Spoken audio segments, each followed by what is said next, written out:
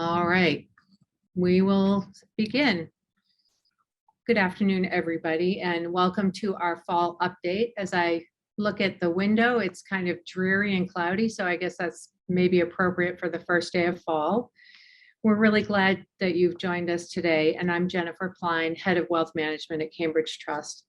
As we get started, I do want to remind you that we are recording this session and it will be up on our website in a week or so.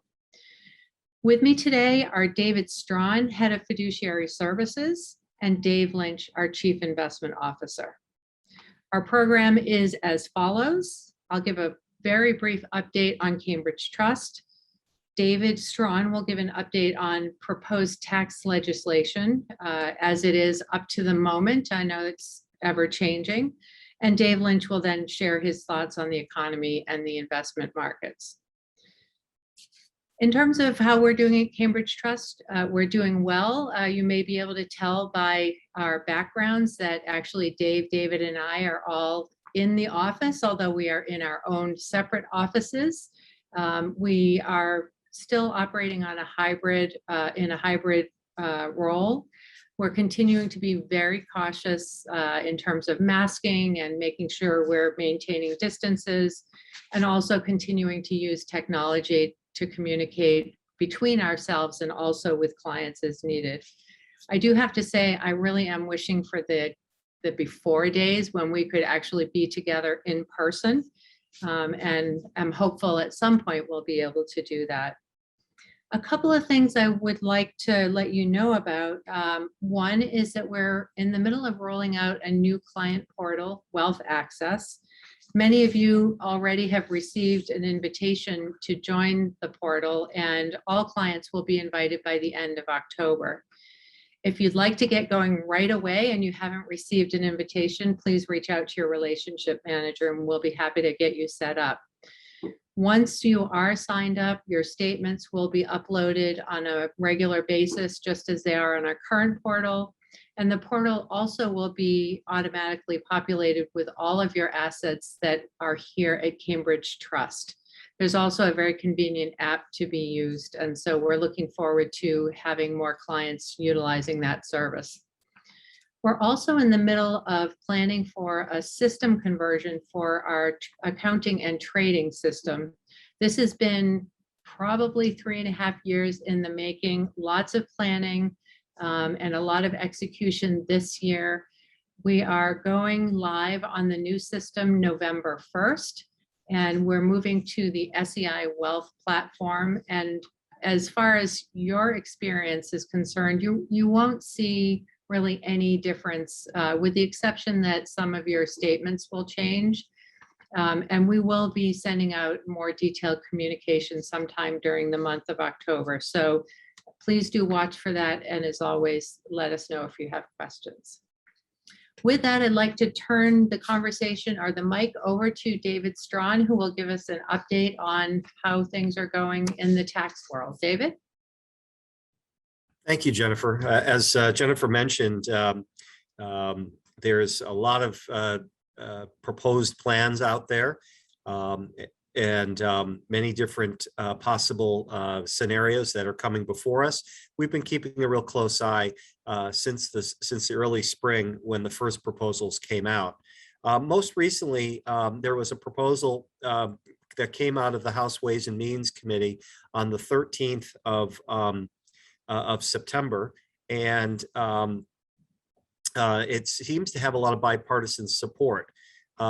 It's called the Build America Better Act, and it was introduced by Massachusetts Representative Richard Neal, who represents the western part of the state, Springfield and beyond. It was presented on the 13th of September, as I mentioned. A couple of provisions that are really important to understand. There's an increase to the corporate tax rate structure. Currently, we have a flat 21% rate, and it would be replaced with an 18% rate on the first $400,000 of corporate income, followed by 21% for the next $5 million of revenue, and then 26.5% on incomes over $5 million. So it's a graduated rate structure. There's a lot of companies that have stated that they don't pay any income tax, and this is a way to try to have them pay their fair share. There's also an increase in the top income tax bracket from 37% to 39.6%. Many of you will remember that rate. That rate first came into play in the 1990s under Bill Clinton. It went away under the second George Bush. It came back under President Obama, went away under Trump. So it's sort of a political football, as they say. That rate of 39.6 would apply to individuals with income over $400,000, couples over $450,000. But also in our world here at Cambridge Trust, we worry about income tax to trusts, and it would apply to trusts with income over a very nominal amount of income of $12,500. In addition, this plan proposes a 3% surtax on individual incomes over $2.5 million and couples over $5 million. So that 39.6 bracket boosts up to 42.6%. There's also an increase of the capital gains rate for incomes over 400,000 for individuals and 450,000 for couples, increasing the rate from 20% to 25%. And it's important to understand that this this act makes that that new bracket effective any trades after September 12, 2021. So the effective date of this bill was September 13th. Any trades beginning that Monday thereafter would be subject to this rate. So if somebody's already maxed out to $400,000 of gains in 2021, this new rate would apply for all those other gains realized. In addition, there is the one of my favorite phrases here. They always talk about it's not a tax increase, but it's the termination of the temporary increase of the unified credit. And that's the credit that folks get when they pass away. The credit currently is over $11 million per person. This bill reverts the credit back to the 2010 level of $5 million per person, but it's indexed for inflation. We assume that the 2022 exemption would be approximately 5.5 million per person. So in essence, it's cut the unified credit in half from its current level to where that would be. So there seems to be a lot of bipartisan support here. One of the things to understand, there's a number of proposals that came out in the spring that had a number of items that could have been added here, and they're not in this plan. And I just thought I would touch on a few things. One of the interesting aspects of this Build America Back Better plan, it does not tax the ultra rich more stringently than the ordinary rich. There are no excessive tax brackets for extremely valuable estates. One of the plans called for the 99% had a tax bracket of 60% on estates over 1 billion, that's billion with a B, estates. That is not in this plan.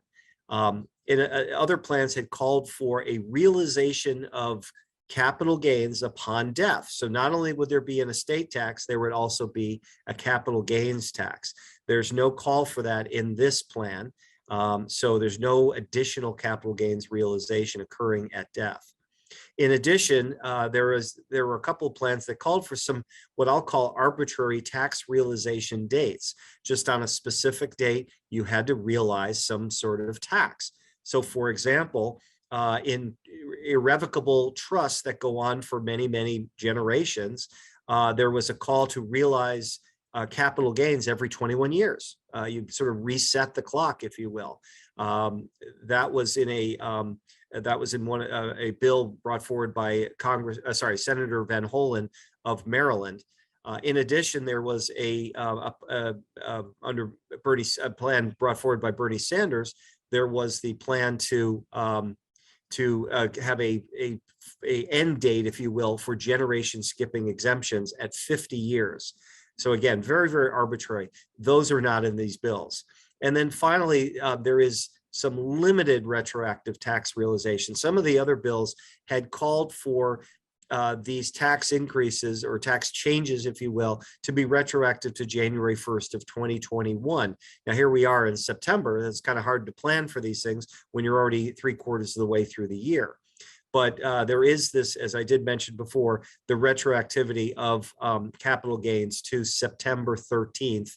Any gains beginning September 13th and thereafter. So there's limited retroactivity in that regard. So we'll see what happens. We will keep our eyes on these different proposals and how they go through, and whether or not they become law and enacted as of either now or into the new year. So stay tuned for further presentations that we'll have for you. So I'd like to turn it over to Dave Lynch now for his portion of the presentation. Good afternoon, everyone. I will have some slides to share here momentarily.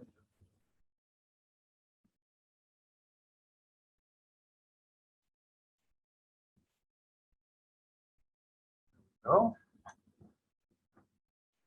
All right, I assume everyone can see that. I want to thank everybody for joining us, particularly changing channels over to us in the midst of Fed Chairman Powell's press conference and Q&A session underway right now. Important day for the Fed about leaning towards some tapering of their stimulus programs in the future. And we'll have a little bit more to say to that later as we go through the slides. Our baseline outlook remains generally the same: slight overweight to equities, underweight to bonds, neutral on cash, although we'd be otherwise overweight cash, although some of those positions are currently allocated to gold and diversified commodities. So getting into some slides on where things are. This first slide, the particulars are not as important as the picture, and it just shows that this is the earnings for the S&P 500 and the current year, 1 year forward and 2 years forward. You can see those forecasts fall off a cliff at the onset of COVID and form a bit of a U shape, but make a rapid recovery to where they were and then higher still. And so things are relatively good on the earnings front, despite the economic and social challenges of COVID.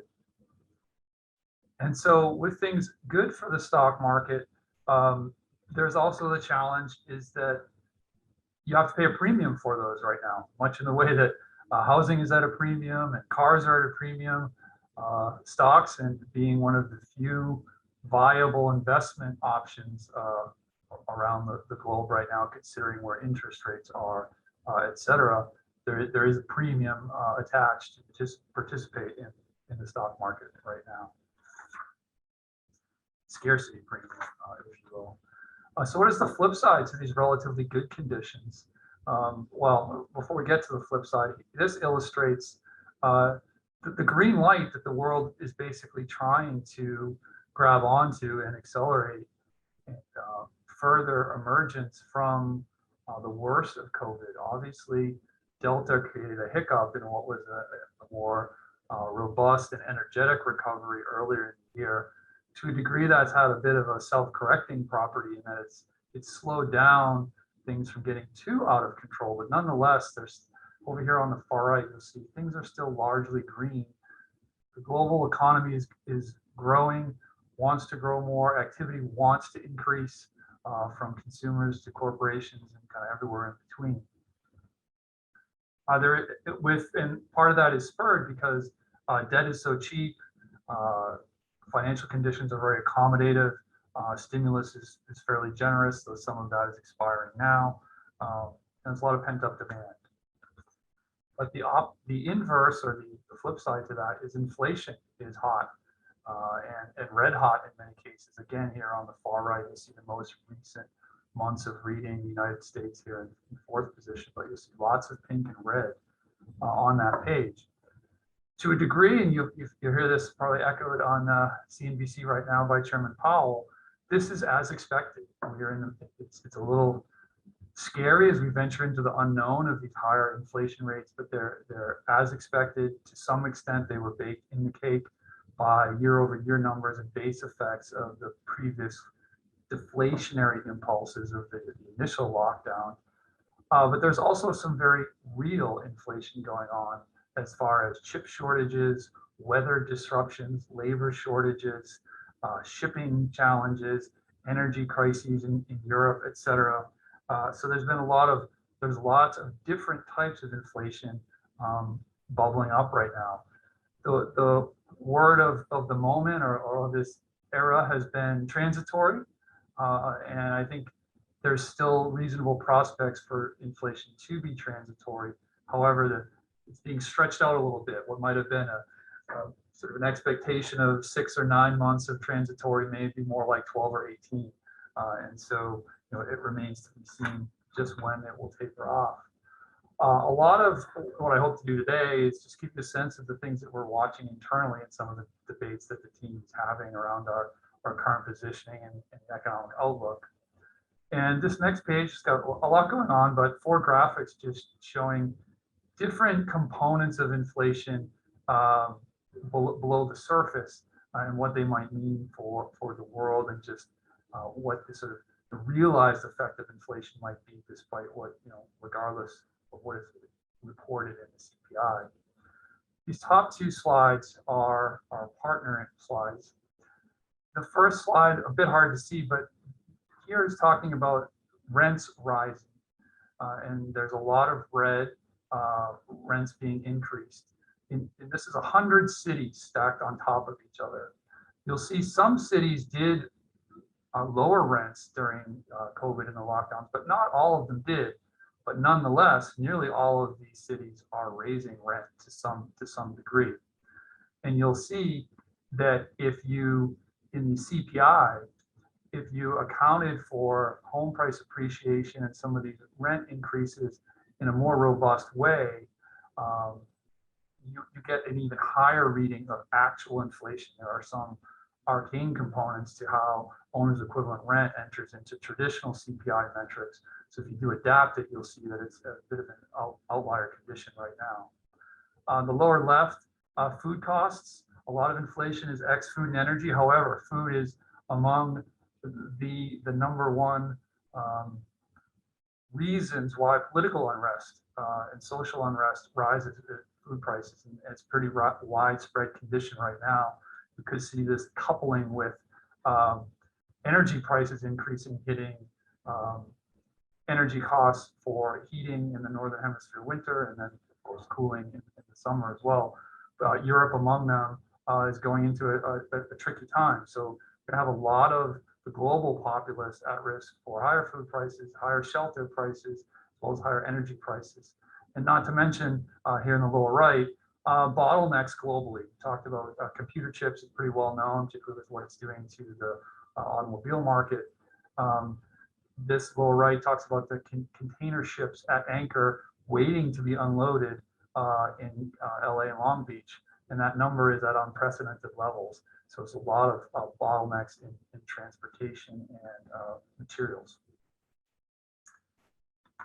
Moving forward, so there's a lot of support in the market. You might also call it distortion in the market, given the amount of Fed involvement and government and stimulus program involvement. You'll see QE4 here, the fourth of the quantitative easing, more than doubled the prior quantitative easing. So there's a ton of Fed suppression of bond rates, keeping rates low, which was imperative during the pandemic, maybe less or so now, and that is the current watchword is when will they start to taper, likely later this year and then further into the following years. You see bond rates are exceptionally low. The 10-year bond is at 130, I think it's about 131, 132 today. When you adjust that for inflation rates, effective rates, the real yields are even lower, and in some cases negative, making debt and financial conditions all the easier for corporations and those needing to borrow or individuals for homes and otherwise. But conversely, it makes it challenging for the bond investor right now, and this is part of the reason lower yields here for our bond underweight in portfolios. And my last slide before we head to Q&A is just a bit going on here, but it is talking about that the consumer and consumer confidence has taken a hit lately. But by and large, what this is saying is the consumer considers the current situation not too bad, but likely to get worse. And so what has typically happened as the consumer gets more pessimistic, you get these pink areas, which are recessions. So more pessimism, and perhaps it's wisdom of crowds, perhaps it's gut instinct, whatever it might be. We had some growing pessimism, which resulted in the self-induced recession of the pandemic, but things were getting a little frothy regardless. We're having some of that return now, but perhaps from Delta, perhaps from expiration of stimulus programs and what it might mean for households, et cetera. So there's more skepticism out there. This is important because consumers are such a huge part of the economy. All of this feeds into things are good, but there is that specter that we may be at peak growth, peak earnings, and peak stimulus, starting to roll over past those very favorable peaks into a more complicated situation. And I think certainly we'll also talk a little more about the geopolitics that are challenging right now with all the global conditions, and particularly here at home with the fiscal and legislative negotiations ongoing, extending the debt ceiling first among them. So happy to chat more as we enter to Q&A, but that is all for my prepared slides, and I will stop sharing screen there. Thank you. Back to you, Jennifer. Thanks, Dave and David. And just a reminder to our participants, you can put a question in the Q&A section, which should be at the bottom of your screen, and I should have mentioned that earlier. I do have a couple of questions to start out with, but we would be very happy to hear your questions as well. So David Strawn, what do you think is the process for this tax legislation to be passed? And would you even venture a guess as to when it could be passed, if it even does get passed? I'm trying to hedge a lot here in case that wasn't obvious. You're doing a good job, Jennifer. Thank you. We don't want to speculate, certainly, and people should not be making planning decisions based on proposals. There's no guarantee in any of these things. We all know what it's like in the political world, but the process is that Richard Neal is the chairman of the Ways and Means Committee in the House. So it's come out of it's in that committee. It has to get out of that committee, and it should pass that. Then it goes to the the floor of the House of Representatives, where it has to pass that, and then it goes to the Senate, and then it has to pass the Senate, and then of course, if it gets through that, it gets signed by the president, becomes law. So that it certainly takes a lot of time. The Senate has its own tax packages that they're debating. Some of you may have heard of reconciliation, which the House passes a bill, the Senate passes a bill, and then they try to hammer out the differences and can they come to an agreement, and that would go to the president. So this could go on throughout the fall. It probably could take 2 to 3 months. It could be late in the year. We've seen tax packages pass in late December, believe it or not. And so all of a sudden, January 1st comes and wow, there's a brand new regime, and we weren't very well prepared for it. But I would just keep your eyes posted. Like I said, we're going to try to keep our eyes very, very, very attuned to this. And as we know things, we'll certainly share it with you, our clients. So we look forward to guiding you through these very interesting times. So stay tuned. Thanks, David. Dave, when we talk about the change in corporate tax rates, do you anticipate that would change our outlook on any particular sector or company, or is this just kind of an across-the-board change that really doesn't make a difference? Well, I'm probably going to borrow some of the same hedge of David, that it will depend on the details and how it is applied sector by sector. I think the taxation in and of itself is largely priced in, that we're going to end up in a somewhat worse off condition, the nature of which still to be specified. So I think that will be taken in stride. What we on our research team spends the majority of time on is actually probably more on the regulatory outlook. as much as the taxation in and of itself. And so, there are things that are the brinksmanship of the debt ceiling and the larger packages has come to the front. So there hasn't been as much talk, but I think it will resume on regulation potentially for the technology industry, energy policy, what healthcare policy might be, financials and regulation of banks. So each of those sectors has a lot of hot buttons across the political aisles right now being debated. Attention has turned away from them, but our analyst team is focused heavily there, probably more so than just the statutory tax rate, if you will. Great, thank you. Another question, what's the expected effective date for the reduction in the unified credit? And what is the window for making gifts and taking advantage of the $11 million credit? Right. So as I mentioned earlier, there's no retroactivity to the in this current package to make the end of the temporary unified credit benefit effective earlier in 2021. So if that bill was to pass and signed into law, it would be 2022. So the $11.8 million exemption per person right now would be in effect through the end of 2021. So you can continue to make your gifts. You can continue to use all of that exemption through the end of the year. And then, of course, it's going to cut in half, basically. And so that would really affect some people's gifting if that was to happen. Great, thank you. Dave, as the Fed begins tapering at the end of the year, would you start favoring more bonds? Not immediately.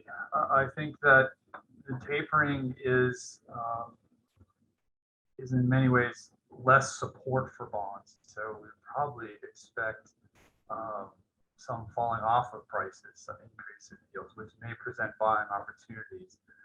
But we probably would want to wait and see the market clear a little bit and see a little more pronounced weakening in bonds before we would step back in.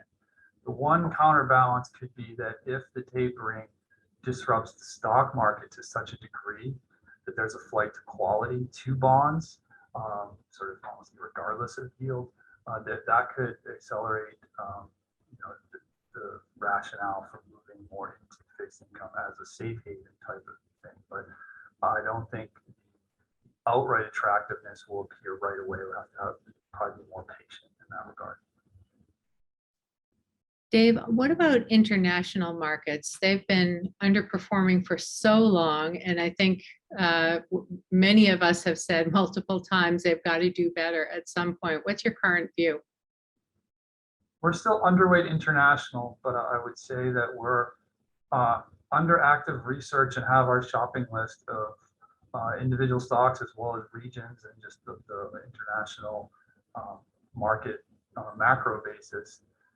So we're not zero weighted by any stretch. We're underweight what would otherwise be our benchmark weightings.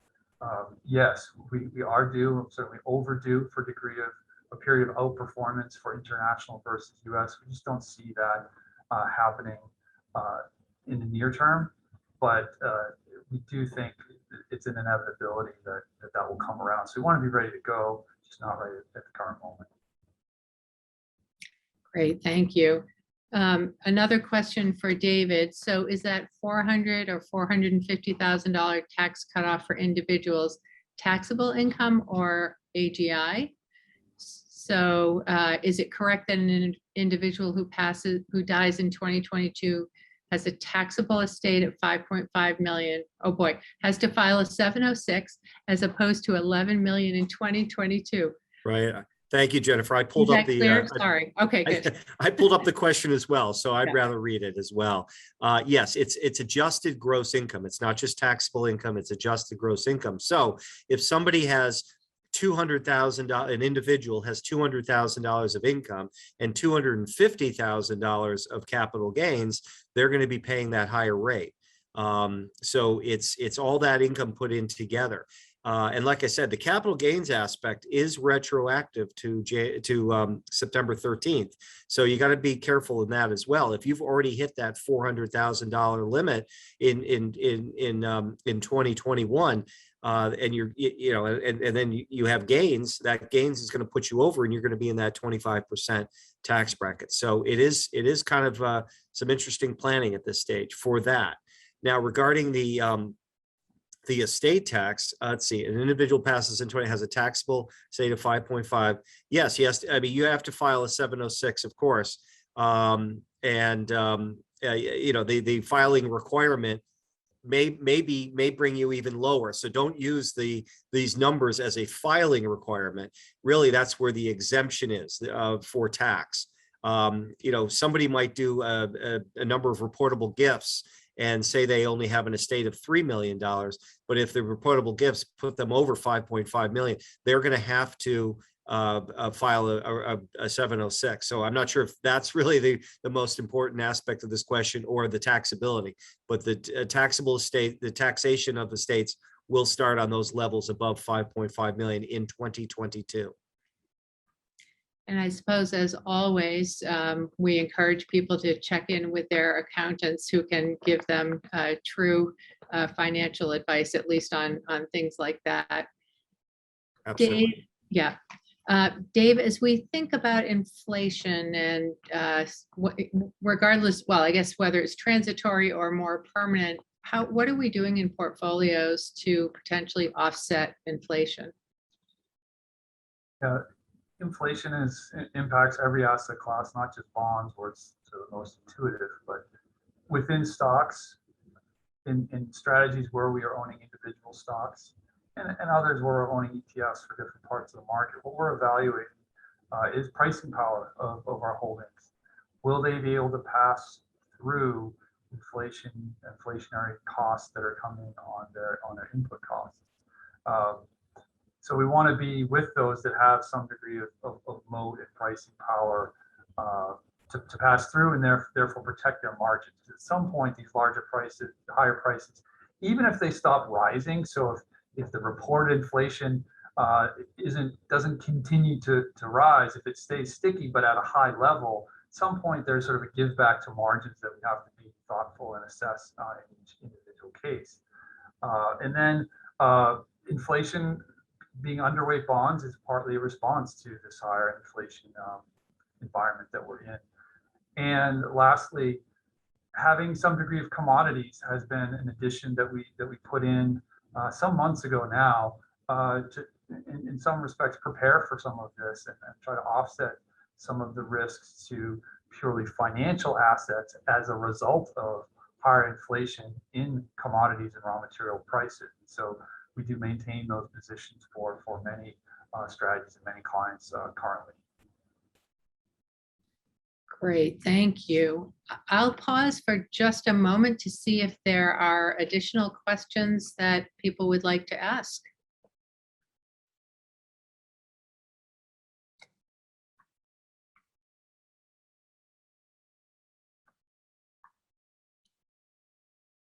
All right, it looks like we do not have any more questions, so we will close by thanking you, as always, for participating. We appreciate your confidence in us and very much look forward to corresponding or speaking with you by phone. And certainly, if you have other questions that we didn't address today or that you didn't raise today, please feel free to reach out. And we will see you in a couple of months with our next update call. Thank you, everyone.